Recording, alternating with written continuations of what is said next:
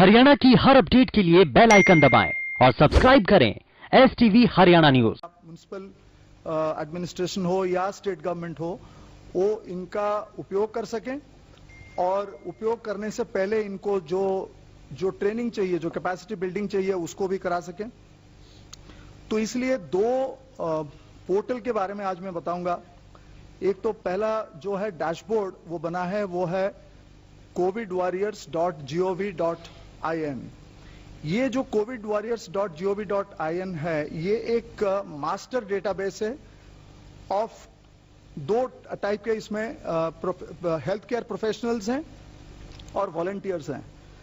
अब तक ये हर रोज इसमें बढ़ोतरी हो रही है और अब तक 1,24,00,000 मानव संसाधन, human resources of various kinds, इसमें ऑलरेडी इनके डिटेल्स आ चुके हैं। और इसमें आप देखिएगा, इसमें स्टेट लेवल कोऑर्डिनेटर्स, उनके telephone numbers, district level coordinators, उनके टेलीफोन नंबर्स, यहां तक कि कुछ ऐसे प्रोफेशनल्स हैं, ऐसे कुछ हेल्थ वर्कर्स हैं जिनके कॉन्टैक्ट जो डिस्ट्रिक्ट लेवल पे नहीं, केवल फील्ड लेवल पे जो काम कर रहे हैं वहां भी वो मौजूद हैं। तो अब तक हमने 20 कैटेगरीज और 49 सब कैटेगरीज इसमें शामिल किया गया है। और ये इंडिविजुअल लेवल जो डेटा है, वो केवल इंडिविजुअल लेवल डेटा जो है वो डिस्ट्रिक्ट मैजिस्ट्रेट और म्युनिसिपल बॉडीज और स्टेट गवर्नमेंट को, कुछ ही लोगों को वो एक्सेस कर पाएंगे। और बाकी सब जो डेटा है डिस्ट्रिक्ट लेवल तक, वो सारे लोग, ये पब्लिक डोमेन में है, उनको देख सकते हैं। उनका सारा कॉन्टैक्ट डिटेल्स, टेलीफोन नंबर, सब कुछ है।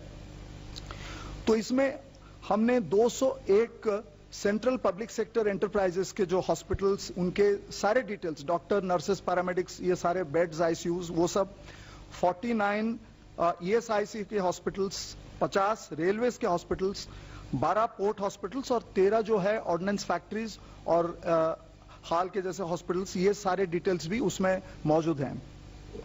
तो ये ज्यादातर हमने जब देखा कि ये जो वॉलंटियर्स जो कोविड के लिए फाइट करने के लिए, हमको ना केवल जैसे doctors, nurses, dentist, Ayush doctors और पैरामेडिक्स, इसकी जरूरत केवल नहीं है, हमको भी जो हेल्थ जो वॉलंटियर्स हैं उनकी भी जरूरत है। इसका जो फाइट, इसका जो कोविड-19 के साथ जो अभी अपना जो फाइट जो हो रहा है, उसमें उनको कैसे शामिल किया जाए। तो आप देखिए 3 तरह की चीजें इसमें हो रही हैं। एक तो प्रिवेंटिव में जैसे सोशल डिस्टेंसिंग, अब जैसे मार्केट्स में, शॉप्स में, बैंक्स में, ज्यादातर राशन शॉप्स में, अभी मंडीज खुल रही हैं वहां पे, और इनको वहां पे सोशल डिस्टेंसिंग वहां पे वो करवाना है। जैसे कंटेनमेंट जोन में एसेंशियल कमोडिटीज लेके पहुंचाना है और कई सारी चीजें वहां पे, फील्ड सर्वेलेंस, ये सब करना है। और एक क्यूरेटिव पार्ट जिसमें भी इनको हम शामिल कर सकते हैं।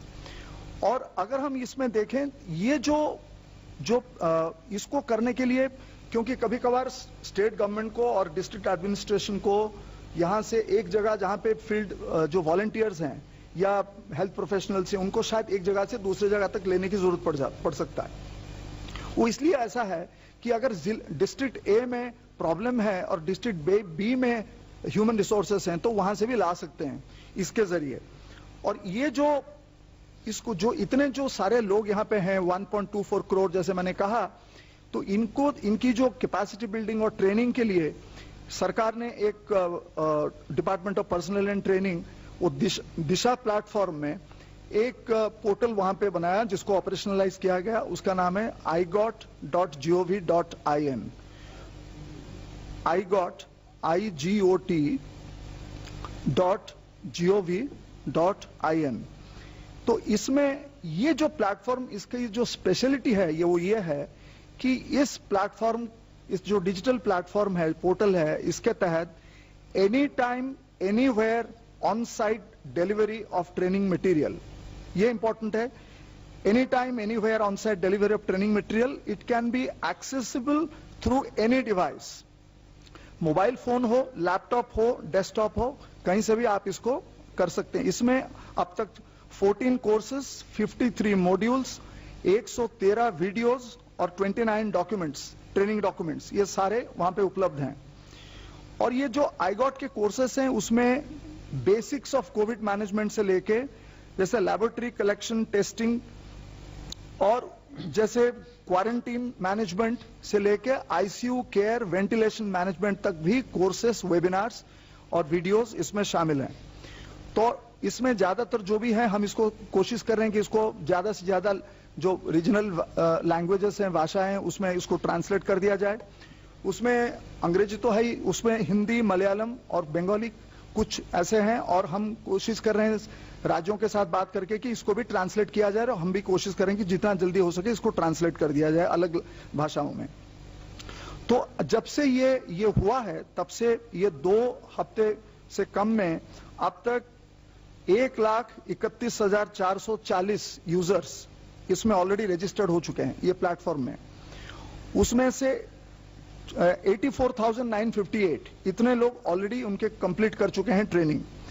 और ये जो अलग अलग अगर आप देखें फील्ड में, अगर आप देखें अब तक जो वॉलंटियर सब काम कर रहे हैं, जिनको कि डायरेक्ट कोविड जो हेल्थ प्रोफेशनल्स हैं उनके से अलग से, अगर इंडियन रेड क्रॉस में आप देखें 40,000 वॉलंटियर्स 550 डिस्ट्रिक्ट में वो काम कर रहे हैं अभी। करीब करीब 3,500 एनसीसी कैडेट्स और 553 एनसीसी स्टाफ 16 राज्यों में और 3 यूनियन टेरिटरीज में 68 जिले में वो लोग अभी काम कर रहे हैं। और 47,000 कैडेट्स जो हैं ऑलरेडी एनरोल हो चुके हैं, एंड अभी उनको तैनात किया जा सकता है एनी टाइम। एक्स सर्विसमैन, उनमें से अगर आप देखें तो 1,80,000 एक्स सर्विसमैन को आइडेंटिफाई किया गया है सैनिक बोर्ड्स के द्वारा डिप्लॉयमेंट के लिए। उसमें से 6,303 ऑलरेडी डिप्लॉयड हो चुके हैं पंजाब, तमिलनाडु, असम, छत्तीसगढ़। उसमें community surveillance, supporting police administration, mandis के लिए और कई जगह के लिए। 15,000 आयुष प्रोफेशनल्स, आयुष के लिए भी वो बने हैं, क्वारंटीन मैनेजमेंट कैसे करेंगे ये सब के लिए ट्रेनिंग मॉड्यूल्स। उनको करीब करीब 15,000 आयुष प्रोफेशनल्स को 15 स्टेटों में और 2 यूनियन टेरिटरीज में अब तक डिप्लॉय कर वो किए गए हैं। और अभी तक 1 लाख से ज्यादा आयुष प्रोफेशनल्स और 55,000 आयुष स्टूडेंट्स को भी ट्रेनिंग दिया गया है, और वो भी रेडी हैं डिप्लॉयमेंट के लिए। अगर आप NYKS, नेहरू युवक केंद्र जो संस्थान है, और NSS है, उनमें अगर वॉलंटियर्स को देखें तो 27 लाख वॉलंटियर्स अब तक काफी जो स्टेट्स में और यूटीज में अभी वो लोगों को, सिविक अथॉरिटीज को अभी हेल्प कर रहे हैं। जैसे लॉकडाउन को कैसे ऑब्जर्व किया जाए, markets, banks, public places, mandi operations, providing food, grocery, medicine to the needy, quarantine families, और सैनिटेशन ड्राइव्स में, कंट्रोल रूम में डिस्ट्रिक्ट को। और सबसे बड़ी बात, इस दौरान 18 लाख से ज्यादा नए वॉलंटियर्स इसमें शामिल हुए हैं। पहले जो थे उससे 18 लाख ज्यादा, अभी लास्ट करीब करीब 1 महीने में 18.43 लाख, 18 लाख से ज्यादा न्यू वॉलंटियर्स ज्वाइन किए हैं। उनमें से करीब करीब 42 लाख जो वॉलंटियर्स वो आरोग्य सेतु डाउनलोड किए हैं, और वो भी कोशिश कर रहे हैं कि अपने जो जिनको जानते हैं उस एरिया में सबको बता के आरोग्य सेतु को डाउनलोड करें, और जो बुजुर्ग जो लोग उनको कैसे देखभाल किया जाए, उनसे भी वो अभी उसमें काम पे वो लगे हुए हैं। तो ये जो कहना यही है, तात्पर्य यही है कि ये एक महत्वपूर्ण बात है कि ये जो वॉलंटियर्स हैं और जो हेल्थ प्रोफेशनल्स हैं, उनको एक ही जगह वन स्टॉप सोल्यूशन जैसे कहते हैं शॉप ये है, और इनको हम कैपेसिटी बिल्डिंग करके जैसे as per the requirement of the district and the urban local body इनको तैनात किया जा रहा है। धन्यवाद। धन्यवाद। गृह मंत्रालय के प्रवक्ता से प्लीज। जैसा आप सभी को पता है, कोविड-19 से निपटने के लिए संपूर्ण देश में लॉकडाउन को 3 मई तक बढ़ाया गया है, और इस संबंध में गृह मंत्रालय द्वारा 15 अप्रैल को विस्तृत दिशा निर्देश जारी किए गए थे। इन दिशा निर्देशों के अंतर्गत 3 मई तक संपूर्ण देश में कुछ गतिविधियों पर आवश्यक तौर पर रोक लगाई गई थी, परंतु साथ ही जो क्षेत्र हॉटस्पॉट्स तथा कंटेनमेंट जोन में नहीं है, विशेषकर ग्रामीण क्षेत्र, वहां पर अर्थव्यवस्था की दक्षता तथा कृषि कार्यों को कार्यात्मक बनाए रखने के लिए 20 अप्रैल से कुछ एडिशनल एक्टिविटीज की अनुमति दी गई है। राज्यों के भीतर प्रवासी मजदूरों की आवाजाही के लिए भी एक SOP केंद्र सरकार द्वारा सभी राज्यों के साथ साझा किया गया था, ताकि ये मजदूर जिनमें से कई रिलीफ कैंप्स में हैं, वे परमिटेड एक्टिविटीज में सुचारू रूप से रोजगार पा सकें। गृह मंत्रालय राज्य सरकारों के साथ मिलकर लॉकडाउन नियमों के सख्ती से अनुपालन को निरंतर मॉनिटर कर रही है। जैसा मैंने कल आपके साथ शेयर किया था, केंद्र सरकार ने हेल्थ एवं मेडिकल इंफ्रास्ट्रक्चर और आपदा प्रबंधन के मुद्दों इत्यादि पर राज्य सरकारों की सहायता के लिए इंटर मिनिस्टीरियल सेंट्रल टीमों का गठन किया है। 4 राज्यों में इन टीमों को भेजा भी गया है। इन टीमों में वरिष्ठ स्तर के प्रशासनिक अधिकारी हैं। Additional secretary to government of India इस टीम को लीड कर रहे हैं। इसके अलावा सीनियर पब्लिक हेल्थ स्पेशलिस्ट तथा नेशनल डिजास्टर मैनेजमेंट अथॉरिटी के सीनियर अफसर भी इस टीम में शामिल हैं। उनकी एक्सपर्टीज को हम राज्यों के साथ साझा करना चाहते हैं, जिससे कि केंद्र और राज्य सरकारों के प्रयासों को एकजुट करते हुए हम कोविड-19 के खिलाफ देश का जो महासंग्राम है उसमें सफलता पा सकें। कल गृह मंत्रालय द्वारा विभिन्न जिलों की लॉकडाउन की स्थिति की ग्राउंड लेवल पर समीक्षा के दौरान यह सामने आया है कि कई सेक्टरों में जहां 20 अप्रैल से अतिरिक्त गतिविधियों को अनुमति प्रदान की गई थी, वहां पर अच्छी शुरुआत हुई है। कई स्थानों पर ग्रामीण क्षेत्रों में औद्योगिक गतिविधियां शुरू हुई है। मनरेगा के तहत भी कार्य शुरू हुए हैं। कुछ राज्यों में सड़क निर्माण का कार्य भी शुरू किया गया है। ईंट भट्टों का संचालन भी आरंभ हुआ है। प्रवासी मजदूरों को इन गतिविधियों में शामिल किया जा रहा है। हमें ये भी जान के खुशी हुई है कि ग्रामीण लोग जागरूक हैं और कई स्थानों पर मास्क और गमछा पहन रहे हैं। हम उम्मीद करते हैं कि इन व्यवस्थाओं से ग्रामीण अर्थव्यवस्था को गति मिलने के साथ साथ कृषि और मनरेगा गतिविधियों के माध्यम से मजदूरों को रोजगार भी मिलेगा। अंत में मैं एक बार फिर इस बात पर जोर देना चाहूंगी कि लोक हित में लॉकडाउन को सफल बनाने के लिए सभी राष्ट्रीय निर्देशों का पालन करें, जैसे कि सार्वजनिक और कार्यस्थलों पर फेस मास्क पहनना, सोशल डिस्टेंसिंग मेंटेन करना इत्यादि। धन्यवाद। Representative of ICMR please. हमने कल तक आज तक 4,49,810 सैंपल्स टेस्ट किए हैं। उनमें के 35,852 सैंपल्स जो थे वो कल टेस्ट हुए। उन 35,000 ऑड सैंपल्स में 29,776 सैंपल्स, ये 201 अभी लेबोरेटरीज हैं ICMR नेटवर्क में, उनमें से हुए।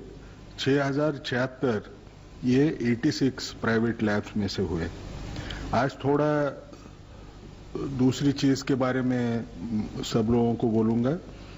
आप लोगों ने सुना होगा कि रैपिड टेस्ट किट्स का डिस्ट्रीब्यूशन हुआ सारे स्टेट्स में। कल हमको एक स्टेट में से एक कंप्लेंट आई कि उसमें कम डिटेक्शन हो रहा है, तो हमने तकरीबन 3 स्टेट से आज पूछ लिया। वो पूछने के बाद में हमको एक पता चल रहा है कि उनमें जो पॉजिटिव सैंपल्स थे RT-PCR के, उनमें वेरिएशन बहुत ज्यादा है। कई जगह पे 6% से लेके जाके 71% जो RT-PCR पॉजिटिव सैंपल्स थे, उनकी ये जो खून के ऊपर जो टेस्ट हुई वो पॉजिटिव आ रही है। ये कोई अच्छी चीज नहीं, क्योंकि वो वेरिएशन जब ज्यादा दिखता है तो हमको उसको इन्वेस्टिगेट करना पड़ेगा। इसके बावजूद भी कि वो फर्स्ट जनरेशन एलाइजा है, जैसे मैंने बार बार आपको समझा के बोला था, फर्स्ट जनरेशन जो टेस्ट होती है, नई टेस्ट जब आती है तो उसमें वेरिएशंस दिखते हैं, वो थोड़ी क्रूड फॉर्म में आती है। और जैसे बार बार बोल रहा हूँ, सिर्फ 3.5 महीने हो चुके हैं ये बीमारी को। अब जो भी चीज आएगी उसको तो आगे रिफाइन करना जरूरी पड़ेगा। तो हमने एक डिसाइड किया कि ये फाइंडिंग्स को नजरअंदाज करना नहीं है। हम लोगों ने यहाँ जो दिल्ली में किया था हमारे लोगों के पास से, उसमें तकरीबन 71% जो RT-PCR पॉजिटिव थे उनको ये पकड़ रही थी टेस्ट बराबर। और जैसे टाइम जाता है, 7 दिन का टाइम अगर हो गया तो वो पॉजिटिव आने का चांस भी बढ़ रहा था। लेकिन ये वेरिएशन देखते हुए हमने 2 चीजें ठहराई। अगले 2 दिन में हम हमारे 8 इंस्टीट्यूट्स को फील्ड में भेजेंगे और जो किट्स हैं उनमें से वो लॉट्स लेके उसको टेस्ट करके वैलिडेशन करने की कोशिश करें। फील्ड में वैलिडेशन होगा, ये लैब में नहीं होगा। दूसरी बात हमको एक करना है कि सारे स्टेट्स को ये सलाह देना है कि अगले 2 दिन ये टेस्ट किट्स इस्तेमाल न करें। 2 दिन के बाद में हम क्लियर कट एडवाइजरी देने के पोजीशन में रहेंगे, क्योंकि अगर ऐसे कुछ नजर आया कि वो बैचेस में प्रॉब्लम है तो हम वो बैच को रिप्लेसमेंट के लिए वो कंपनी को बोल सकेंगे। इसलिए सबने इस वक्त तो भी वो टेस्ट किट इस्तेमाल 2 दिन ना करें और अगले 2 दिन में हम जो भी सही जो रिजल्ट्स आते हैं वो आपको बताएंगे और राज्यों को भी बताएंगे। Representative of the Health Ministry, please. Chairperson empowered committee, उन्होंने हमें एचआर को कैसे हम अपग्रेड कर रहे हैं उसके बारे में बताया। इन कंटिन्यूएशन अब तक देश में 3252 लोग जो हैं वो क्योर हो चुके हैं। कल सबसे ज्यादा संख्या में 705 लोग रिकवर हुए हैं, क्योर हुए हैं, and it takes our recovery percentage to 17.48%। कल से टोटल 1336 एडिशनल कंफर्म केसेस आए हैं, which takes our confirm cases to 18,601। इससे पहले जैसे हम लोगों ने बताया है कि 3 डिस्ट्रिक्ट थे जिस पर पिछले 28 दिनों से केसेस नहीं आए हैं, उसमें एक और नया जिला अब प्रतापगढ़ राजस्थान ऐड हुआ है। इसके साथ ही टोटल 61 डिस्ट्रिक्ट हैं देश में, 23 स्टेट्स और यूनियन टेरिटरीज में, जहां पिछले 14 दिनों से कोई केस नहीं आया है। जो 4 नए जिले इसमें ऐड हुए हैं वह हैं लातूर, उस्मानाबाद, हिंगोली, वाशिम महाराष्ट्र से। इसके साथ ही भिवानी एक जिला था जो पहले हमारी लिस्ट में था, जिसमें पिछले 14 दिनों से केस नहीं आए थे, वहां पर केस रिपोर्ट हुए हैं। इसी के तहत मैं आप सभी से और आपके द्वारा सबसे यही रिक्वेस्ट करूंगा कि सभी जिलों को निरंतर प्रयास करते रहना है कि उनका status in terms of case management maintain रहे और बेटर हो। कुछ हेल्थ वर्कर्स जो कोविड पॉजिटिव होने के कारण कुछ हॉस्पिटल बंद हुए और इसी तरीके से नॉन कोविड हॉस्पिटल में जो अनरिलेटेड डिजीज के लिए पेशेंट भर्ती हुए, बाद में वो पॉजिटिव पाए गए। इसको मद्देनजर रखते हुए हेल्थ मिनिस्ट्री ने कल नॉन कोविड फैसिलिटीज में ऐसे केसेस का पता लगने पर क्या करना चाहिए उससे संबंधित एक दिशा निर्देश जारी किया है। इसके तहत हॉस्पिटल्स में ऐसे इश्यूज की मॉनिटरिंग के लिए हॉस्पिटल इन्फेक्शन कंट्रोल कमेटी को रेस्पॉन्सिबल बनाया गया है। यह कमेटी इंश्योर करेगी कि उस हॉस्पिटल के health care worker infection prevention और कंट्रोल गाइडलाइंस पर प्रॉपर्ली ओरिएंटेड हों। कोई भी अगर पॉजिटिव केस आता है उस हॉस्पिटल में तो वह लोकल हेल्थ अथॉरिटीज को सूचित करें और पेशेंट को उसी हॉस्पिटल के प्रॉपर आइसोलेशन वार्ड में ट्रांसफर करें। अगर ऐसा कोई पेशेंट पाया जाए तो उसको इमीडिएटली मास्क लगाया जाए और एक डेडिकेटेड हेल्थ वर्कर ही उस केस को अटेंड करे, और जब वह अटेंड करे तो वह भी रिक्वायर्ड प्रिकॉशंस ले। साथ ही बेस्ड ऑन क्लिनिकल स्टेटस अगर जरूरत है तो इमीडिएटली उस पेशेंट को स्टैंडर्ड प्रोटोकॉल के तहत उसको डेडिकेटेड कोविड फैसिलिटी में ट्रांसफर किया जाए और इस फैसिलिटी को डिसइंफेक्ट किया जाए। इस फैसिलिटी में वह पेशेंट जिस जिसके कांटेक्ट में आया है उन सबको क्वारंटाइन किया जाए और 14 दिन तक फॉलो किया जाए। उसके जितने भी क्लोज कॉन्टैक्ट्स हैं उनको हाइड्रोक्सिल क्लोरोक्विन प्रोफाइलैक्सिस ट्रीटमेंट पर 7 हफ्ते के लिए उनको रखा जाए। यह सावधानी बरती जाए कि जो भी कॉन्ट्रा इंडिकेशंस हैं हाइड्रोक्सिल क्लोरोक्विन के, उनका ध्यान में रखते हुए उन्हीं पर्टिकुलर लोगों को प्रोफाइलैक्टिक ट्रीटमेंट दिया जाए जो उसके लिए एलिजिबल हैं। अगर इसी सिचुएशन में किसी पेशेंट के साथ साथ कोई हेल्थ केयर वर्कर भी अगर इन्फेक्ट होता है तो उसको रोस्टर से हटाते हुए उसके कॉन्टैक्ट्स को भी 14 दिन के लिए क्वारंटाइन किया जाए और उसको प्रॉपर और इफेक्टिव ट्रीटमेंट प्रोवाइड किया जाए। इन अस्पतालों में ऑपरेशन की कंटिन्यूटी बना रहना जरूरी है, तो जिसके तहत इन अस्पतालों में एक कंटिजेंसी प्लान बनाना चाहिए, उसी हिसाब से स्टाफ का रोस्टर बनाना चाहिए।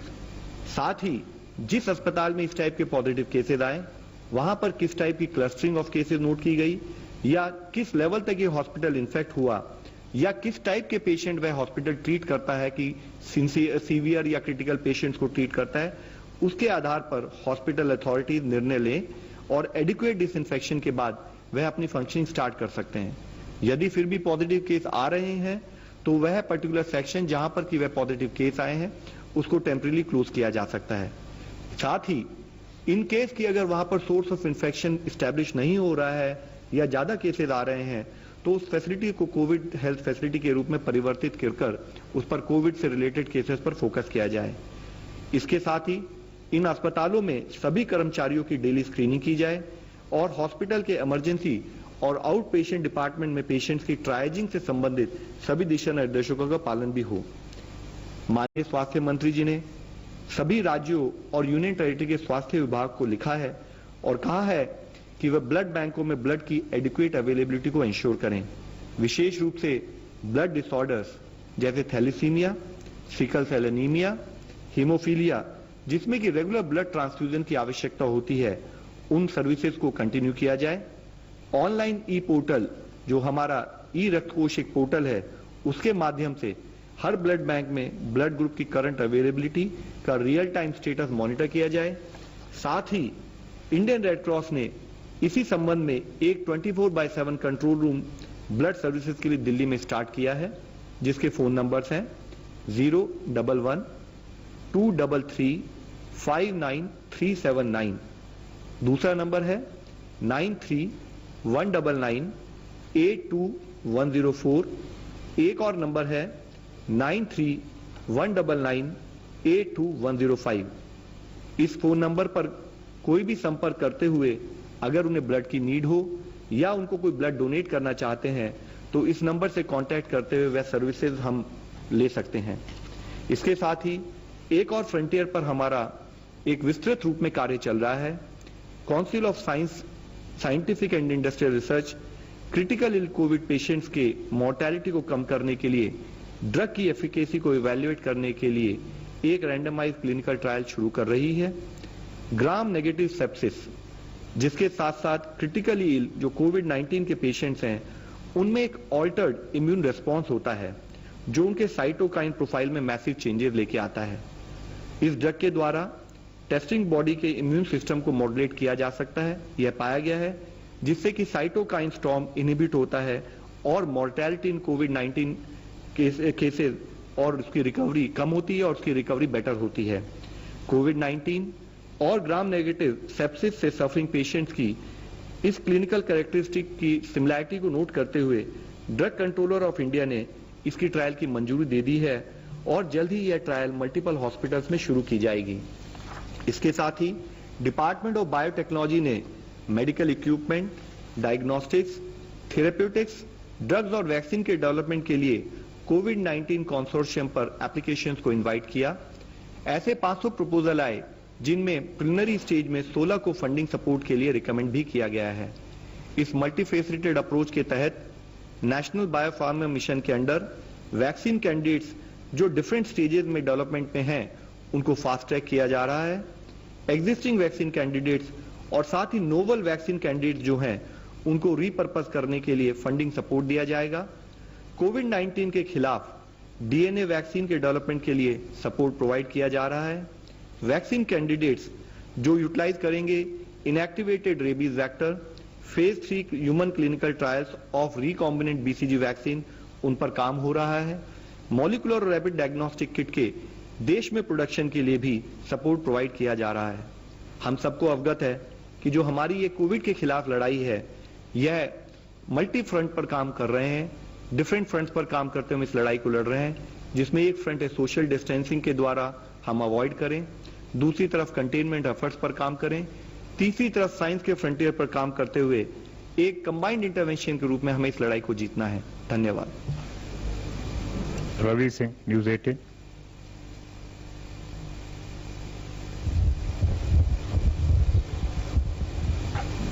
सर, मेरा सवाल आईसीएमआर से गंगा खेटकर जी से, क्या ऐसे कुछ आसार नजर आ रहे हैं कि 25 अप्रैल तक, शायद आपने कहीं पे स्टेटमेंट भी दिया था कि 25 अप्रैल तक अगर इसी तरीके से लॉकडाउन का पालन होता है तो केसेस जो स्टेबलाइज हो जाएंगे?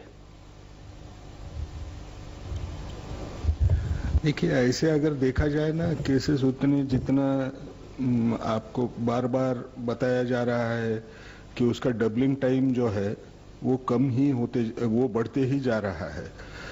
तो एक किस्म से अगर आप देखें तो नंबर ऑफ केसेस बढ़ने के लिए जो एटमॉस्फेयर चाहिए, जिस ढंग के ये चाहिए, वो कम दिखाई दे रहे हैं। अब 25 अप्रैल को कुछ होगा या 27 अप्रैल को होगा, इतना भविष्य एक्यूरेट बताना बहुत मुश्किल होता है। लेकिन अभी हमको थोड़ा सा उसमें उतनी बढ़त दिखेगी नहीं, ऐसे हमें लगता है। Mr. Sahil, ANI. So my question is for Love sir. So there are patients who are suffering from HIV or cancer, but they are not having COVID.